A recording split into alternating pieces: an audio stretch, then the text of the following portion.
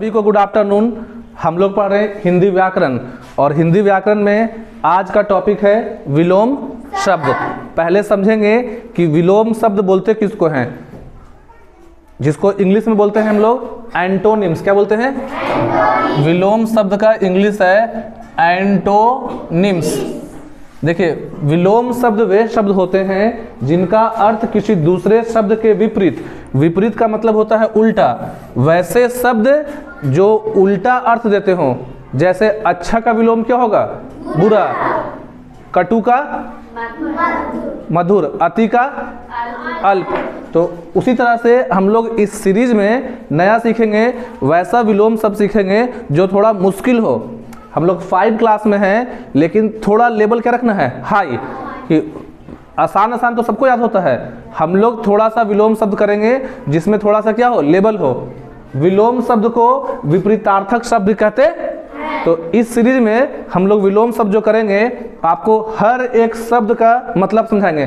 पहला कौन सा वर्ड है? मौखिक। मौखिक का मतलब होता है मुंह से बोलना। जैसे हम अभी बोल रहे हैं या किसी से हम कुछ सुने तो वो मौखिक हो गया। कोई बच्चा, मान लीजिए कि किसी बच्चा का हाथ टूट गया है और वो एग्जाम लिख नहीं पा रहा है, आ रहा बात समझ में? हाथ से लिखता है, दायां हाथ से, उसका दायां हाथ फ्रैक्चर कर गया है, तो वो बच्चा एग्जाम कैसे देगा? बोल के। तो उसको बोलते हैं मौखिक, मतलब मुंह से बोलने के लिए क्या बोलते हैं? तो मौखिक का उल्टा क्या होगा? लिखित। क्या होता है? लिखित मतलब लिखना, मौखिक मतलब मुंह से बोलना। सेकंड है सजीव, जो सांस लेते हैं, जो जिंदा होते हैं, जो ग्रो करते हैं, जो रिप्रोड्यूस करते हैं, उनको बोलते हैं सजीव। तो सजीव का उल्टा क्या होगा? बहुत अच्छा, सजीव का उल्टा निर्जीव। थर्ड है सुगंध। सुगंध बोलते हैं हम लोग अच्छे खुशबू के लिए। जब कहीं पास बढ़िया स्मेल आता है तो उसको हम लोग क्या बोलते हैं? सुगंध। जैसे परफ्यूम लगाते हैं, परफ्यूम हो गया, या आप अगरबत्ती जलाते हैं, तो अच्छा खुशबू के लिए क्या बोलते हैं हम लोग? तो सुगंध का उल्टा क्या होगा? दुर्गंध। क्या होता है? जहाँ पास गंदा महकता है उसको हम लोग क्या बोलते हैं? दुर्गंध। अच्छा, अगला हम लोग का है निंदा। निंदा मतलब होता है बुराई करना। निंदा मतलब किसी के पीछे में या किसी का बुराई करना, तो उसका उल्टा होगा स्तुति। क्या होता है? ये एग्जाम के लिए इंपॉर्टेंट याद रखना। निंदा क्या होता है? स्तुति मतलब तारीफ करना। अच्छा, अगला वर्ड क्या है? अपेक्षा। देखिए, अपेक्षा का मतलब होता है उम्मीद, आशा। अपेक्षा जो है पॉजिटिव वर्ड है। देखिए, इसका मतलब होता है आशा करना, उम्मीद करना, कोई चीज़ का चाह रखना। आशा, उम्मीद, चाह, ये इसका मतलब हुआ अपेक्षा का। विलोम शब्द नहीं हुआ। अपेक्षा का विलोम होता है उपेक्षा। क्या होता है? तो उपेक्षा का मतलब होता है उदासीनता, तिरस्कार करना। मतलब आशा मतलब अच्छा, किसी चीज़ का चाह आपको है, किसी चीज़ का उम्मीद है, तो उसको बोलेंगे अपेक्षा। और अपेक्षा का उल्टा क्या होता है? उपेक्षा। उपेक्षा मतलब तिरस्कार। क्या होता है?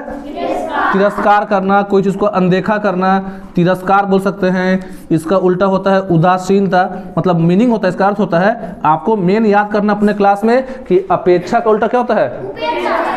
आइए, गणतंत्र। देखिए, गणतंत्र का मतलब होता है जहां पे जनता का शासन हो। जैसे भारत एक गणतांत्रिक देश है, इसका मतलब हुआ कि भारत में किसका शासन चलता है? पीपल्स का, यहाँ के जनता का। भारत किसी का गुलाम है जी? हम लोग मनाते हैं 26 जनवरी। 26 जनवरी क्या? गणतंत्र दिवस। तो भारत एक गणतंत्र देश है, मतलब हम लोग आज़ाद हैं, गणतंत्र है, हम लोग का अपना नियम कानून है। तो गणतंत्र मतलब जहाँ पे किसका शासन हो? आम जनता का, यहाँ के नागरिक का। तो गणतंत्र का उल्टा होगा कि यहाँ पे शासन कौन करेंगे? राजा। अगर जहाँ पे आम जनता नहीं है तो पहले जमाना में क्या थे? राजा और महाराजा। तो गणतंत्र का उल्टा होगा राजतंत्र। क्या होगा? कोई दिक्कत? अगला है प्राचीन। देखिए, प्राचीन मतलब क्या होता है? पुराना। मतलब देखिए, प्राचीन मतलब पुराना। तो प्राचीन का 2 हो सकता है आंसर, आधुनिक भी और अर्वाचीन भी। तो प्राचीन का उल्टा लिखेंगे हम लोग, क्या लिखेंगे? अर्वाचीन। क्या लिखेंगे? अर्वाचीन। या प्राचीन का उल्टा हो सकता है आधुनिक भी। क्या हो सकता है? प्राचीन का मतलब होता है पुराना। क्या होता है? पुराना। और अर्वाचीन का मतलब होता है नया, आधुनिक, वर्तमान। अगला है उद्यमी। उद्यमी का मतलब होता है परिश्रमी। देखिए, उद्यमी ऐसे बोलते हैं वैसे लोग को जो बिजनेस स्टार्ट करते हैं, बिजनेसमैन को। तो जो लोग बिजनेसमैन रहेंगे वो कर्मठ नहीं होंगे। तो उद्यमी का मतलब समझ पहले, उद्यमी जो वर्ड है ना, इसका अर्थ बोल रहा है, अपोजिट नहीं पढ़ा रहे हैं। उद्यमी का अर्थ होगा परिश्रमी। क्या होता है? परिश्रमी, या बोल सकते हैं मेहनती, या बोल सकते हैं कर्मठ। क्या बोल सकते हैं? कर्मठ। क्या बोलेंगे? ये इसका अर्थ हुआ उद्यमी का, ठीक है ना। मतलब जो लोग काफ़ी मेहनती होते हैं, काफ़ी मेहनत करते हैं, जैसे आप जितने बच्चे हैं यहाँ पे स्कूल में बेलावारिस में, आप लोग देते हैं होमवर्क तो उसको याद कीजिएगा ना जी, इसको घर से लिख के लाइएगा ना, तो बोलेंगे आप लोग उद्यमी बच्चे हैं, मतलब आप लोग परिश्रमी बच्चे हैं, काफ़ी मेहनत कर रहे हैं। तो उद्यमी का उल्टा होता है आलसी। क्या होता है? आलसी। देखिए अगला है अमृत। अमृत एक आता है पीने का, एक सुधा है, मतलब सुधा मतलब सुधा पेय है। अगर अमृत को पी लोगे तो अमर हो जाओगे, मतलब मरोगे नहीं। अमृत एक आपका, आप जानते होंगे आप इसमें रामायण वगैरह में, महाभारत में, कि अमृत पीने से आदमी क्या होता है? अमर। तो उसका उल्टा होता है जहर या विष। मतलब अमृत का उल्टा क्या होगा? विष। विष मतलब जहर, तो विष भी बोल सकते हैं और जहर भी। आ रहा बात समझ में? अगला अंधकार। अंधकार मतलब अंधेरा, तो अंधेरा का उल्टा क्या हो जाएगा? प्रकाश। फिर देखिए आ गया वर्ड आधुनिक। पढ़ाए थे पहले आधुनिक। प्राचीन का क्या था? आधुनिक। तो आधुनिक उल्टा क्या हो जाएगा? प्राचीन। कोई दिक्कत? नेक्स्ट हम लोग का है अग्रज। बड़े भाई को देखिए बोलते हैं अग्रज। अग्रज मतलब होता है, देखिए अग्र मतलब आपका होता है पहले, मतलब जो पहले है, और जा मतलब जो जा से जन्म लिया, ठीक है, इसे मतलब मीनिंग समझो। तो जो घर में बड़े भाई होते हैं उनको लोग क्या बोलते हैं? अग्रज। तो आप लोग पहले ये बताइए कि बड़े भाई का उल्टा क्या होगा? तो उसी का हिंदी हुआ इधर अनुज। तो अग्रज का विपरीतार्थक शब्द क्या हो गया? अनुज। इंपॉर्टेंट है, कोई भी एग्जाम में आएगा। आज आप 5 में हैं, लेकिन जब आप मैट्रिक एग्जाम दीजिएगा, जब आप इंटर दीजिएगा और आपका हिंदी होगा तो वहां भी काम देगा। हम लोग जो यहाँ पे विलोम शब्द कर रहे हैं, आसान आसान नहीं कर रहे हैं कि अच्छा का बुरा, छोटा का बड़ा, लंबा का नाटा, वैसा नहीं। ये इंपॉर्टेंट विलोम शब्द है। आ रहा समझ में? इसका एक लेवल है, इसको आपको याद कर लेना है। अग्रज का क्या हो गया? अनुज। अच्छा देखिए सरस का मतलब होता है, तो सरस का मतलब होता है रसीला।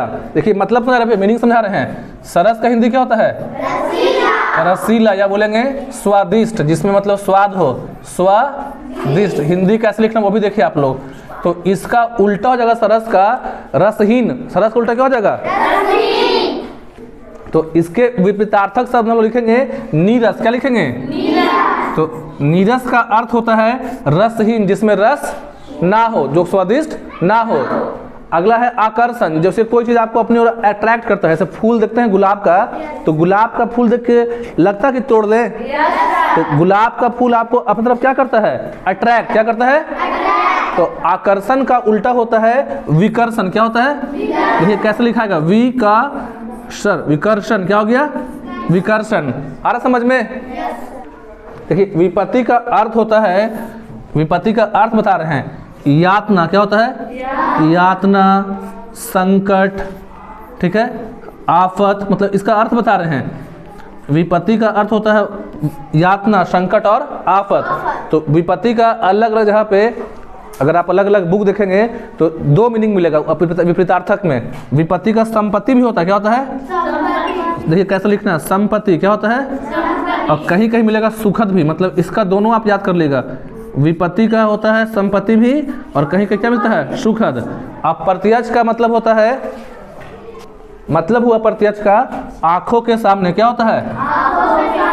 आंखों के सामने, मतलब जो घटना या जो चीज़ आपकी आंखों के सामने होता है उसको बोलते हैं कि प्रत्यक्ष रूप से हम देखे हैं, हम उसके प्रत्यक्ष गवाह हैं। तो प्रत्यक्ष का मतलब हुआ कि आंखों के सामने, लेकिन इसका उल्टा होगा परोक्ष। क्या होता है? परोक्ष मतलब कि आंखों के सामने जो घटना ना हो, जो आपके आंखों के सामने ना हो।